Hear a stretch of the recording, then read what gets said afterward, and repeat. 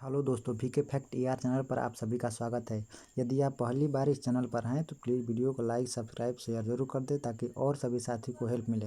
यदि आप फर्स्ट बार लेक्चर को देख रहे हैं तो डिस्क्रिप्शन में लिंक पड़ा है, वहां से जाकर आप पहले वाली वीडियो देख सकते हैं, क्योंकि प्रीवियस ईयर TG2 का 2021 का पेपर हल कराया जा रहा है। तो आइए आज का पहला क्वेश्चन यानी कि 11वां question. 3 phase induction motor stator binding को 3 फेज की यानी कि 3 फेज की आपूर्ति से जोड़ने पर क्या होगा? रिवर्स चुंबकीय क्षेत्र निर्मित होगा, घूर्णक चुंबकीय क्षेत्र निर्मित होगा, अस्थायी चुंबकीय क्षेत्र निर्मित होगा, चुंबकीय क्षेत्र निर्मित होगा। तो 3 फेज की बात कर रहा है। 3 फेज इंडक्शन मोटर, ये 3 फेज का ये इंडक्शन मोटर का ये रोटर हो गया, ये स्टेटर हो गया, ये आर वाई बी, यहाँ आर हो गया, वाई हो गया, बी फेज हो गया। इस तीनों को क्या करेंगे? 3 फेज की सप्लाई देंगे तो क्या करना? रोटर NR गति से नाचने लगेगा, सिंक्रोनस गति उत्पन्न हो जाएगी यानी घूर्णक करने लगेगा। तो राइट आंसर बी हो जाएगा, घूर्णक चुंबकीय क्षेत्र। घूर्णक चुंबकीय क्षेत्र। 12वां क्वेश्चन। फेज से फेज तक के वोल्टेज को क्या कहा जाता है? फेज से फेज तक के, तो ये हो गया आर, ये हो गया वाई, ये हो गया बी। यहाँ पे एक न्यूट्रल होता है, न्यूट्रल। ये आर हो गया,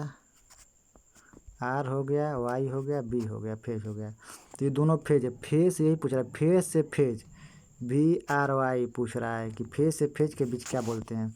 यदि यहाँ से यदि ये पूछता है कि न्यूट्रल और फेज के बीच को क्या बोलते हैं तो फेज वोल्टेज बोलते हैं।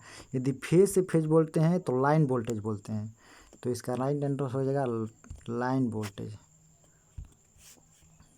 Next question. वह पदार्थ क्या कहलाता है जिसमें कई संयोजी इलेक्ट्रॉन होते हैं, जो इलेक्ट्रॉन को पूरे पदार्थ में वितरण की अनुमति देता है? इलेक्ट्रॉन कई संयोजी सिंपल से क्वेश्चन, सूचालक बोलेंगे जिसमें कई इलेक्ट्रॉन होंगे। Next question. अंतिम उप परिपथ में पंखे और प्रकाश के तार स्थापन के लिए ताम्र चालक कॉपर कंडक्टर अभिहित अनुप्रस्थ काट का क्षेत्रफल क्या है? 1.50 mm², 2.50 mm², 10 mm², 4.00 mm²। तो इसका राइट आंसर, ये रट्टा मारने वाला, इसको याद करना पड़ेगा, 1.00 mm² आंसर हो जाएगा। Next question. 3 phase induction motor में फॉरवर्ड और रिवर्स में कितने कंडक्टर होते हैं? चलिए फिर बनाते हैं 3 फेज इंडक्शन मोटर। ये हमारा रोटर हो गया, ये हमारा हो गया, ये हमारा रोटर हो गया, रोटर हो गया, ये हमारा स्टेटर हो गया, रोटर हो गया। अब कह रहा है कि इसमें आर वाई था, आर था, वाई था, बी फेज था, आर वाई बी फेज था। कह रहा है कि मोटर फॉरवर्ड और रिवर्स को कितने कंडक्टर होते हैं? यदि फॉरवर्ड और रिवर्स करेंगे तो कितने कंडक्टर का उपयोग हम करेंगे? तो कभी भी मोटर को यदि रिवर्स चलाना है तो किन्हीं 2 फेज को आर या वाई को बदल देंगे, या वाई या बी को चेंज कर देंगे। किसी 2 फेज को हम चेंज कर देंगे तो मोटर उल्टा चलने लगेगा। यदि फॉरवर्ड करेंगे तो उसी 2 फेज को यानी कि आर वाई को या बी वाई को, किसी 2 फेज को, किसी 2 कंडक्टर को हम उल्टा कर देंगे, चेंज कर देंगे, तो ये फॉरवर्ड में या रिवर्स में होने लगेगा। तो कितने कंडक्टर का यूज हो रहा है? तो यहाँ पे कितने कंडक्टर का यूज हो रहा है? यहाँ पे 2 कंडक्टर का यूज हो रहा है, 2 कंडक्टर। वही पूछ रहा है कि फेज इंडक्शन मोटर में फॉरवर्ड और रिवर्स में कितने कंडक्टर होते हैं? 2 कंडक्टर होते हैं। Next question.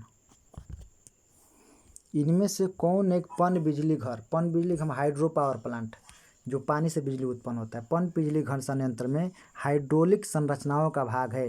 यानी कि पन बिजली घर में यानी कि हाइड्रो पावर प्लांट में इसमें किसका क्या उपयोग होता है? हाइड्रो पावर प्लांट में कंडेंसर सीधे किस में उपयोग होता है? भाप शक्ति संयंत्र में, भाप शक्ति संयंत्र में।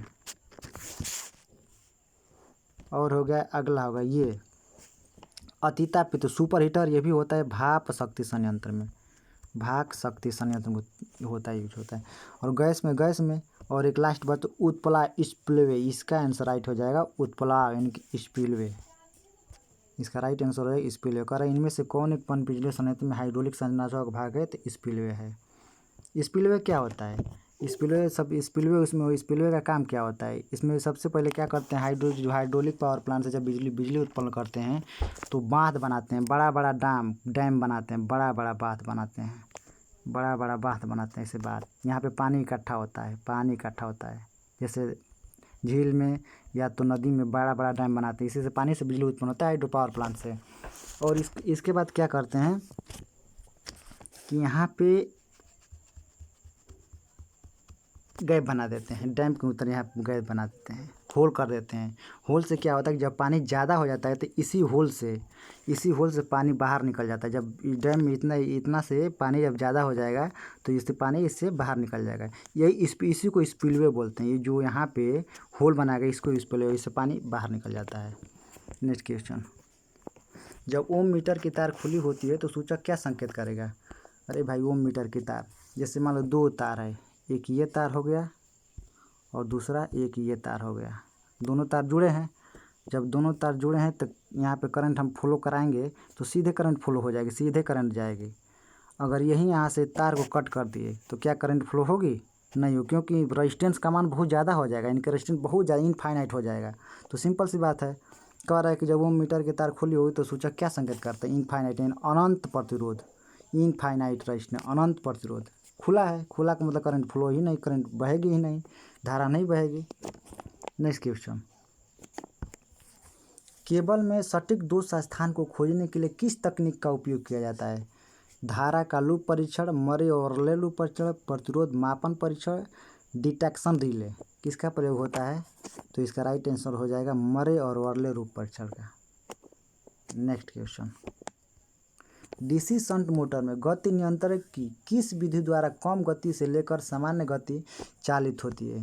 सामान्य गति, कम गति से सामान्य गति, क्षेत्र धारा नियंत्रण, आर्मेचर प्रतिरोध विधि की अनुपयुक्त अभिवाह नियंत्रण विधि की क्षेत्र वोल्टता विधि? तो इसका राइट आंसर हो जाएगा क्षेत्र वोल्टता, अनुपयुक्त अभिवाह नियंत्रण विधि। इसका राइट आंसर अनुपयुक्त अभिवाह नियंत्रण विधि।